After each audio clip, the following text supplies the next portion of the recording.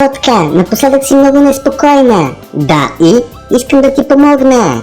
Ти тираджия ли си? Ами не, А казваш ли се Сезгюн? ами не. Тогава защо се подиграваш с пресъхващата ми младост?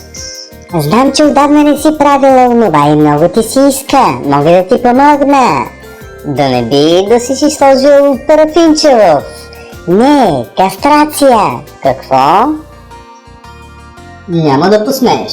Млъкни, изхабена похотливке.